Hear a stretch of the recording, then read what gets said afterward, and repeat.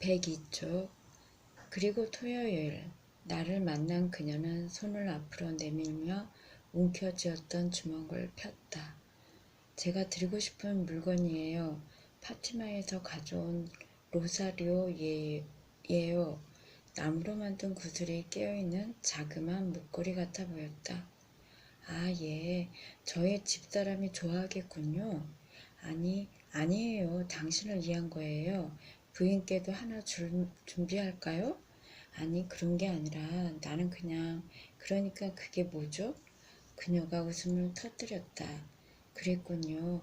개신교 교인인 당신이 로사리오를 알 턱이 없죠. 이건 기도랍니다. 예수님 발 아래 놓인 장미왕관이라는 뜻이죠. 이것을 어떻게 사용하는지는 이 책에 적혀 있답니다. 당신은 아무래도 카톨릭에 대해 더 아셔야 할 것 같군요. 그리고 우리들이 무엇을 믿고 있는지에 대해서도 말입니다. 그녀가 미소 지었다.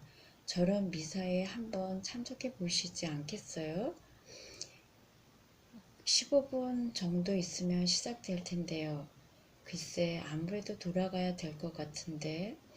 그러지 마세요. 당신을 잡아먹진 않을 테니. 그녀가 또 웃음을 터뜨렸다. 그리고 오래 걸리지도 않을 거예요. 그렇게 하여 나는 내 생전 처음으로 카톨릭 미사에 참석하게 되었다. 처음에는 약간 긴장이 되었지만 미사가 진행됨에 따라 루터파 예배와 거의 다를 게 없다는 걸 알고는 놀라지 않을 수 없었다. 두드러지게 다른 점으로는 성찬식을 들 수 있었다. 나는 미사를 사랑하게 되었고 미사가 끝날 때쯤은 아주 편안한 마음이 되었다. 적어도 이곳 신부를 만나기 전까지는 그랬다. 나는 이곳 신부를 9년 전부터 알고 있었다. 지역 시민단체에서 같이 일해 왔었다. 미사가 끝나고 잡담을 나누는 중 내가 바로 메주고리에 기사를 쓴 장본인이라고 누군가가 신부를 향해 말했다. 4년 전부터 지금까지 성모님께서 나타나시고 계시는 곳 말이에요. 그녀의 말이 끝나기도 전에 신부는 손을 내저으며 버럭 고함을 질렀다. 아니, 안 돼. 안 된다고. 그런 헛소리에 말려들면 안 돼요. 당신은 기자요. 외인. 이것이 사실이 아니라는 건 잘 알잖소? 꾸며낸 얘기거나 허상을 본 게야. 우리 모두는 입을 다물었다. 마침내 용기 있는 어떤 부인이 겨우 말문을 열었다. 신부님, 메주고리에 성모님께서 나타나신 걸 믿지 않으시는군요. 정말로 믿지 않으시는군요. 물론 안 믿죠. 그가 또 소리 질렀다. 난 성모님이건 누구건 간에 발현에 대한 것은 안 믿어요. 우리는 시선을 예수님께만 고정시키면 돼요. 그러면 된다고요. 나는 어안이 벙벙해졌다. 내 글에 대한 부정적인 반응을 처음 대하게 된 것이다. 그것도 신부로부터. 인사치레로 몇 마디 더 주고받다가 나는 알포도 부인에게 양해를 구하고 그 자리를 떴다. 신부의 부정적 반응을 떨쳐버리기가 쉽지 않았다. 물론 이것이 마지막은 아닐 것이다. 나는 순진하게도 카톨릭 교인들은 전부 다 성모님의 발현을 그냥 단순히 받아들인다고 믿었었다. 그렇지만 후에, 아니 사실이지만 카톨릭 교인 사이에서도 물론 성직자와 수녀를 포함해서 성모님의 발현에 대해서는 많은 이견이 있었다. 그러는 와중에도 나는 로사리오에 대한 공부를 게을리하지 않았다. 내게 있어 그것은 카톨릭이 아니었다. 그것은 아름다운 기도였다. 처음 기도문을 외우려 했을 때는 그렇게 아름다운 것인지 미처 깨닫지 못하였다. 메주고리에를 알기 전에는 일주일 내내 합하여 내 기도 시간은 5분이 못 되었다. 기도문 하나하나를 마음에 새기며 가슴에서 우러나오는 기도를 바치려면 로사리오 기도는 20분 가지고도 모자랐다. 로사리오 기도는 내게 기쁨을 주고 힘을 쏟게 했다. 그것은 성경에서 그대로 옮겨 적은 예수님의 정기라고 해도 과언이 아니었다. 나는 예수님이 이 땅에서 살다 가신 모습을 사랑하게 되었다. 그리고 나는 로사리오 기도를 매일 드리기로 작정했다. 메주고리의 때문도 성모 마리아 때문도 아니다. 그건 온전히 나 자신을 위해서였다. 로사리오 기도를 바치면서 나는 하느님과 진짜로 이야기를 나누고 있다는 깊은 감동을 받았다. 처음 있는 일이었다. 네 번째 칼럼이 나가자 스코티 신부가 다시 전화했다. 자기와 인터뷰한 내용이 실린 글에 감사한다며 다시 한번 나를 만나고 싶다고 했다. 그것도 가능한 한 빨리. 그의 목소리가 전과 다르게 심각하게 들렸다. 나는 그의 전화가 반가웠다. 나 역시 그를 만나고 싶었기 때문이다. 그리고 내가 읽을 책도 그가 추천해 줄 수 있을 것 같았다. 오늘 오후는 어떠십니까? 나도 한시바삐 그를 만나고 싶었다. 글쎄, 오늘 저녁 식사 약속이 있긴 한데 그럼 그 사이에 만나러 올 수 있겠소? 나는 1시간 내로 그곳에 도착하겠다고 약속했다. 그는 여전히 나를 반겼다. 그렇지만 왠지 심각해 보였으며 걱정거리가 있는 것 같기도 했다. 어쨌든 우리는 커피를 마시며 2시간 이상 쉴 새 없이 이야기를 나누었다. 그러다가 그는 저녁 식사 약속 때문에 시간이 얼마 없다며 자리에서 일어나 책장 옆으로 갔다. 당신이 읽을 책을 골라보았소. 그는 책장 선반 몇 개를 순식간에 비웠다. 대부분 성모에 관한 책이었다. 교회에서의 그분의 역할, 그에 대한 역사, 성모님께 헌신했던 신부 이야기, 대부분 초대교회 시절의 이야기였다. 커다란 상자 하나 가득 책을 넣었다. 읽는 즉시 책은 돌려드리겠노라고 스코트 신부를 안심시켰다. 아니요, 그냥 당신이 보관해 두시오. 신부는 손을 내저으며 자신의 결정을 고집했다. 당신도 알다시피 나는 평생을 성모님께 헌신해 왔소. 휴가 때마다 나는 파티마나 루르드, 크노크 할 것 없이 그분이 나타나셨던 곳은 빠짐없이 찾아보았소. 잠시 말을 끊었다. 난 괴짜였나봐. 그가 한숨을 내쉬었다. 그렇지만 보람은 있었소. 물론 메주고리에는 단연 으뜸이지. 으뜸이고 말고. 그가 시계를 보았다. 이제 떠날 준비를 해야겠소. 그렇지만 잠깐 더 기다려 주시오. 당신에게 줄 물건이 하나 더 남았소. 그는 가로 30cm, 세로 90cm 정도의 나무 상자를 들고 다시 나타났다.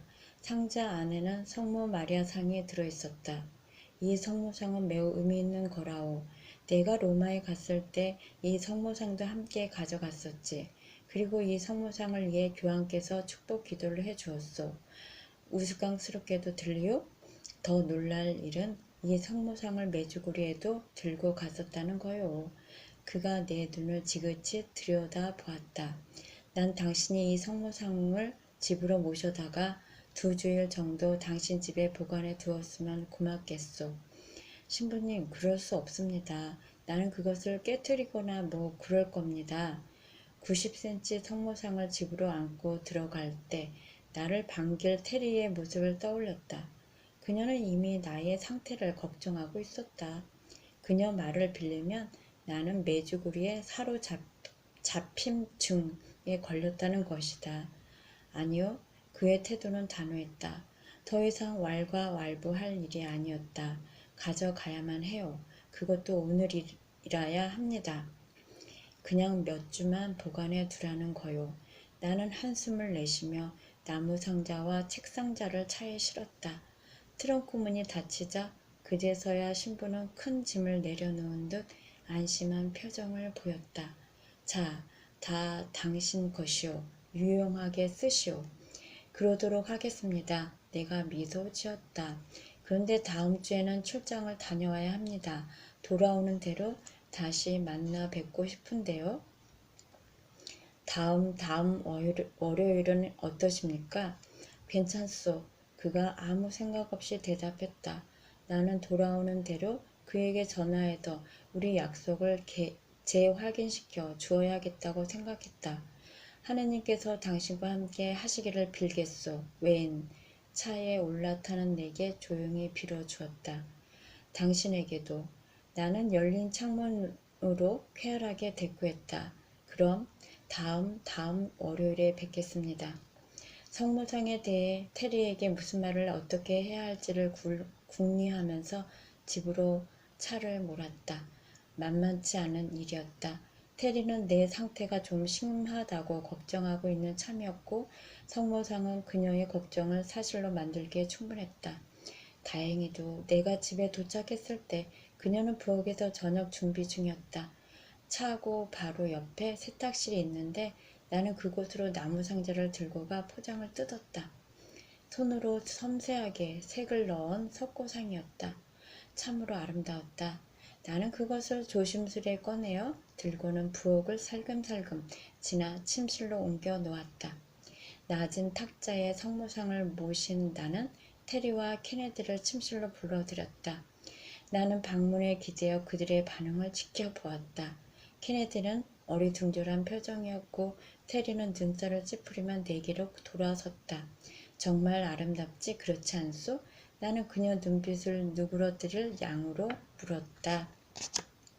아니요, 그래 보이지 않아요.